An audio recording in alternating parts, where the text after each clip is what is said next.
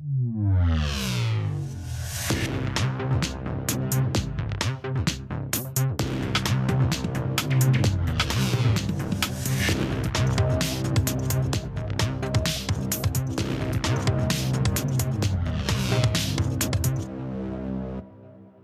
everyone, this is VVS Stream.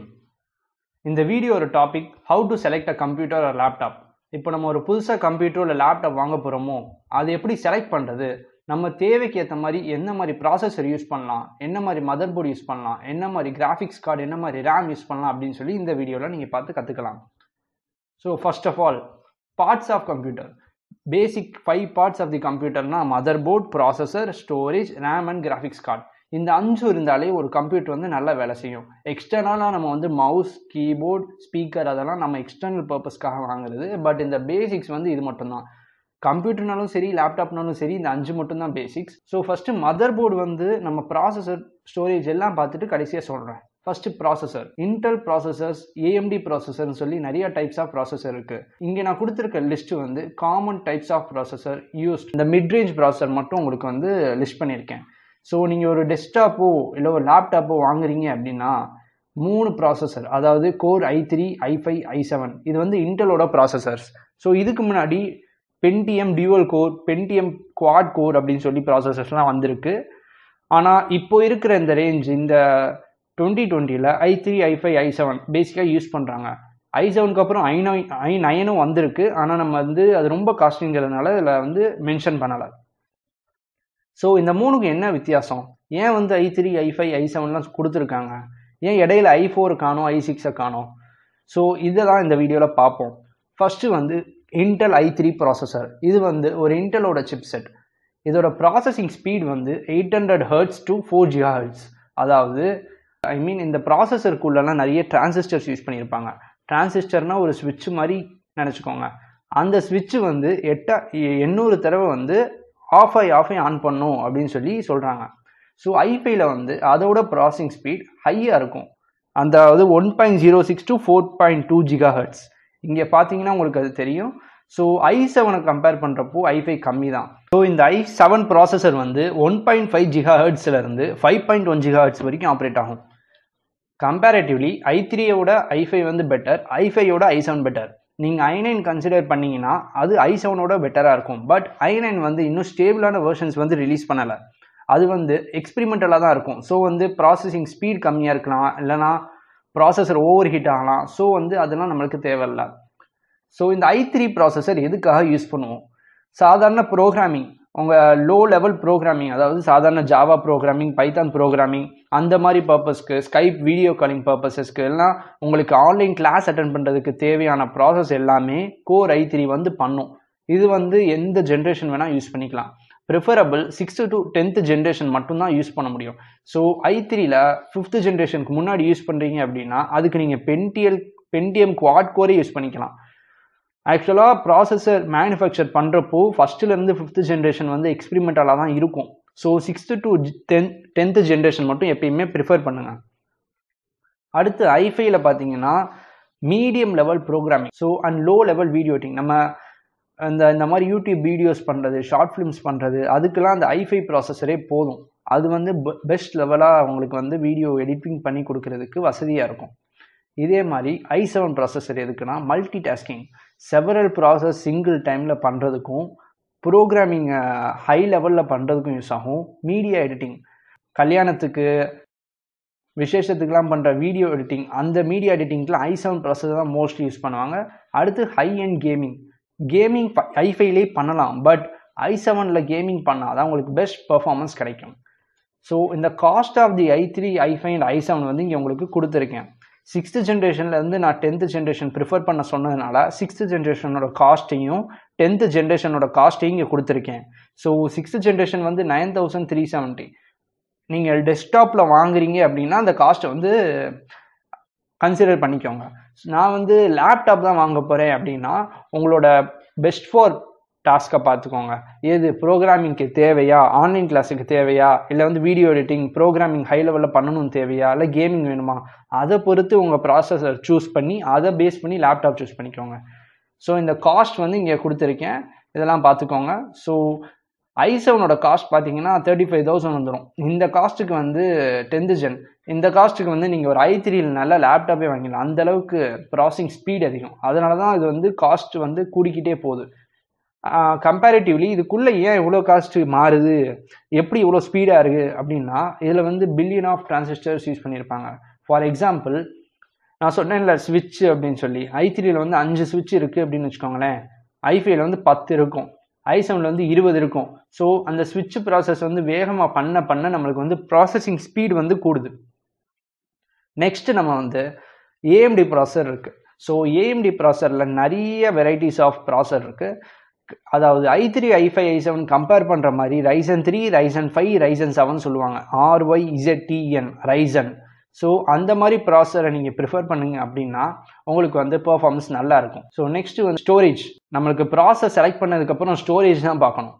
இப்போ வந்து ஒரு 10 வருஷத்துக்கு முன்னாடி, 10 வருஷம் 20 வருஷத்துக்கு முன்னாடி HDDலாம் கொண்டு வந்துட்டாங்க. SSD அப்படின்னா என்னென்னா சாலிட் ஸ்டேட் டிரைவ்னு சொல்லுவாங்க. SSD வந்து HDDயோட ரொம்ப ஹை லெவலில் பெர்ஃபார்ம் பண்ணும். SSDயில் வேறு என்ன இருக்குது அப்படின்னா, நம்ம மெமரி கார்டில் நான் பார்த்துருக்கோம் தெரியுமா, சிப்ஸாக கொடுத்துருப்பாங்கள்ல, ஐ மீன் அந்த சிப்ஸ் PCB ஹெச் பண்ணி கொடுத்துருக்க அந்த சிப் மட்டும்தான் இருக்கும். ஸோ வந்து மெக்கானிக்கல் பார்ட் எதுவும் இல்லாததுனால இதை விட இது வந்து ஸ்பீடாக இருக்கும். இதுதான் SSDயோட கிரேட்டஸ்ட் அட்வான்டேஜ். அதே மாதிரி நம்ம சைஸ் குட்டி ஆக ஆக எலக்ட்ரானிக் காம்பனன்ட்ஸ் எல்லாமே காஸ்ட் இன்க்ரீஸ் தான் ஆகும். ஸோ SSD வந்து ஃபாஸ்ட்டாகவும் இருக்குது, பட் காஸ்ட்லியராகவும் இருக்குது. HDD slow, so less cost. So நம்ம காசு கம்மியாக தானே இருக்குது, 1 TB கொடுக்குறாங்களே அப்படின்னு சொல்லி வாங்குவோம். ஆனால் அது போக போக போக போக மெக்கானிக்கல் பார்ட் இருக்கிறதுனால ஸ்பீட் வந்து கம்மியாயிடும். ஆனால் SSD அப்படி இல்லை.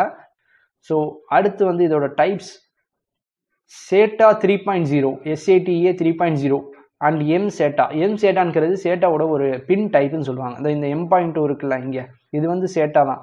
இதோ ஆக்சுவலாக அதை இங்கே பாருங்கள், இது M.2 SATAனா இந்த பின் கான்ஃபிகரேஷனில் இருக்கிற SATA ஹார்ட் டிஸ்க். இது M.2 NVMeனா M.2 பின் கான்ஃபிகரேஷனில் இருக்கிற NVMe SSD. இப்போது SATAவில் வந்து எப்படின்னா, SATAவில் 6 GB/s வரும் ட்ரான்ஸ்ஃபர் பண்ணிக்கலாம். இந்த NVMe PCLE அப்படிங்கிறது 16 GB/s வந்து ட்ரான்ஸ்ஃபர் ஆகும்.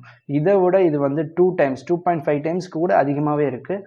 ஓவராலாக சொல்லணும், நீங்கள் என்ன ப்ரிஃபர் பண்ணுறீங்க அப்படின்னா SSD தான் ப்ரிஃபர் பண்ணணும். SSDயில் அதுவும் 128 to 500 GB கூட ஓகே தான். HDD 1 TB 2 TB கம்பேர் பண்ணுறப்போ அதுவும் SSDயில் NVMe PCIe வந்து சூஸ் பண்ணிக்கோங்க. ஸோ அதாவது இதுதான் NVMe PCIe. ஸோ நெக்ஸ்ட்டு நம்ம பார்க்க போகிறது ரேம்னா ரேண்டம் ஆக்சஸ் மெமரி. ரேமில் வந்து நிறைய டைப் இருக்குது. DDR1, DDR2, DDR3, DDR5 வரைக்கும் இப்போ வரைக்கும் வந்திருக்கு. ஆனால் நம்மளுக்கு வந்து DDR3 and 4 தான் இப்போ எல்லா இடத்துலையும் யூஸ் பண்ணிக்கிட்டு இருக்காங்க. ஸோ இதை பற்றின நாலேஜ் உங்களுக்கு இருந்தாலே போதும், நீங்கள் ஒரு நல்ல லேப்டாப் சூஸ் பண்ணிக்கலாம். இப்போது இருக்கிற லேப்டாப்ஸ், இப்போ அது ஒரு 2 வருஷம் 3 வருஷம் முன்னாடி வாங்கின லேப்டாப்ஸ் அப்படின்னா DDR3லேருந்து நிறைய லேப்டாப்ஸ் வந்து வந்திருக்கும். ஸோ DDR4 வந்து இப்போ தான் ஸ்டார்ட் பண்ணியிருக்கு அப்படிங்கிறதுனால இப்போ தான் யூஸ் பண்ண ஆரம்பிச்சிருக்காங்க. ஸோ இது ரெண்டுக்கும் என்ன வித்தியாசம் அப்படின்னா, DDR3 வந்து ஸ்பீடு தான், அதே தான் ஸ்பீடு வந்து 400லேருந்து 1000 MHz வரைக்கும். ஸோ DDR3க்கும் 4க்கும் உள்ள வித்தியாசம் என்னென்னா, ஸ்பீடு 400 to 1066 MHz, இது வந்து 2400லையும் கிடைக்கும், 266 கிடைக்கும், 3000 MHzலையும் கிடைக்கும். அதே மாதிரி இதோட ப்ராசஸிங் ஸ்பீடு கூடுறதுனால காஸ்ட்டும் கூட தான் செய்யும். DDR3யோட காஸ்ட் வந்து 4 GB ரேம்னா 1500, இது 8 GB ரேம்னா 2800லேருந்து 3000 வரைக்கும் வரும். DDR4ஓட காஸ்ட் பார்த்தீங்கன்னா 8 GB ரேமே 2000 to 3000 தான் வருது. கிட்டத்தட்ட சேம் தான், பட் இதோட மினிமம் கெப்பாசிட்டியே நம்மளுக்கு 8 GB தான் கிடைக்கும். DDR3ல வந்து 4 GB கிடைக்கும். நெக்ஸ்ட் நம்ம பார்க்க போகிறது கிராஃபிக்ஸ் கார்டுனாலே கேமிங்க்கு தான், மோஸ்ட்லி கேமிங்க்கு தான். அப்புறம் video editing, high end video எடிட்டிங்க்கு. ஸோ நீங்கள் ஒரு நல்ல கேம் விளாடணும், நல்ல ஹேங் இல்லாமல் விளாடணும், கிராஃபிக்ஸோடு விளாடணும் அப்படின்னு சொன்னீங்கன்னா கிராஃபிக்ஸ் கார்டு கண்டிப்பாக தேவை. இங்கே வந்து NVIDIA GeForce GTX vs AMD Radeon graphics.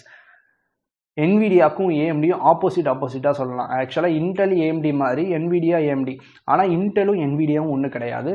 So 2 types of graphics card மார்க்கெட்டில் அவைலபிளாக இருக்குது. நம்ம ஃபஸ்ட்டு NVIDIA பார்ப்போம். ஸோ NVIDIA கிராஃபிக்ஸ் கார்டு இது எதுக்கு அப்படின்னா best gaming performance. NVIDIA graphics card இருந்துச்சு அப்படின்னா நீங்கள் கேமிங் வேறு லெவலில் விளாட்லாம். அடுத்து நம்ம பார்க்க போகிறது AMD ப்ராசஸர். இதுவும் கிராஃபிக்ஸ் கார்டு, இதுவும் நல்லா கேம் விளாட்லாம். ஆனால் என்னென்னா காஸ்ட்லியர். நீங்கள் இன்டெல் ப்ராசஸர் வாங்குறீங்க அப்படின்னா இன்டெல் UHD 630, 650, 530 அந்த மாதிரி நிறைய ப்ராசஸர் இருக்குது.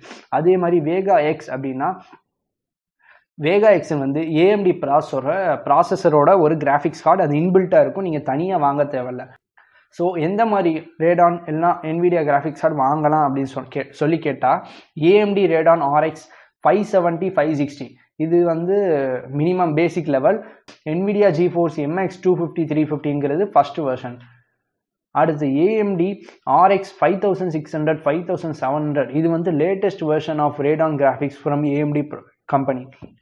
அதே மாதிரி NVIDIA சைடில் பார்த்தீங்கன்னா NVIDIAவில் GTX 1050, 1060, 1060 Ti and 50 Tiங்கிற கிராஃபிக்ஸ் கார்டு வந்து அவைலபிளாக இருக்குது. இப்போ நம்ம NVIDIAவில் வாங்குறீங்க அப்படின்னா இந்த ஃபஸ்ட்டு 2 டைப் வந்து மிட் ரேஞ்சில் இருக்கும், நீங்கள் காஸ்ட் கம்மியாகவும் இருக்கும். இதில் ஒரு 4GB இல்லைனா 3GB கிராஃபிக்ஸ் வாங்கினாலே உங்களுக்கு வந்து ஓகே. அதாவது NVIDIA GeForce MXும் NVIDIA GeForce GTXலையும். ஆனால் NVIDIA GeForce RTX அப்படிங்கிறது i7ஓட 10th ஜென்ரேஷன்லையும் i9ஓட எல்லா ஜென்ரேஷன்லையும் மட்டும்தான் சப்போர்ட் ஆகும். i5ல சப்போர்ட் ஆகாதுன்னு சொல்ல, பட் கொஞ்சம் ஸ்லோவாக ப்ராசஸ் ஆகும். ஸோ இந்த GeForce RTXங்கிறது ரொம்ப காஸ்ட்லி, உங்களுக்கு அது தேவைப்படாது. ஒருவேளை தேவைன்னா அது உங்களுக்கு வந்து high level graphics and high level video editing வேணும் அப்படின்னா NVIDIA GeForce RTX வந்து சூஸ் பண்ணிக்கோங்க. அடுத்து வந்து லேப்டாப்பில் வந்து i3 laptop, i5 laptop, i7 laptop, 3 types of laptop ரேஞ்சில் இருக்குது. ஸோ நீங்கள் ஒரு லேப்டாப் வந்து ப்ரோக்ராமிங்க்கு ஸ்கைப்பு ஆன்லைன் கிளாஸ் வாங்கணும் அப்படின்னா 35,000க்குள்ளே ஒரு i3 லேப்டாப்ஸ் வாங்கிக்கோங்க. இந்த லேப்டாப்ஸோட கம்பெனி எது பெஸ்ட்டாக இருக்கும் அப்படின்னா HP, Lenovo, Asus. So i5 லேப்டாப்ஸில் எது வந்து நல்லா இருக்கும் அப்படின்னா ஒரு 60,000க்குள்ளே பெஸ்ட் ஃபார் வீடியோ எடிட்டிங்க்கும் நல்லா இருக்கும். அப்புறம் சின்ன சின்ன கேம்ஸ் சொல்லலாம். ஹை லெவல் கேமிங் வந்து அதில் கிராஃபிக்ஸ் கார்டு இன்ஸ்டால் பண்ணால் தான் விளையாட முடியும். அப்புறம் வந்து HP, Asus, Acer and Dell இந்த 4 கம்பெனிஸ் வந்து best for mid level gaming laptops. So இந்த 4 கம்பெனிஸ் வந்து i5க்கு. ஸோ i7 அப்படின்னு பார்த்தீங்கன்னா கேமிங்க்கு தான். i7னாலே கேமிங் தான் அப்படின்னு சொல்லணும். ஸோ i7 லேப்டாப்ஸ் வந்து அது நிறைய ரேஞ்சு போகும். 2 lakhs, 3 lakhs, 5 lakhs வரைக்கும் போய்கிட்டு இருக்கு.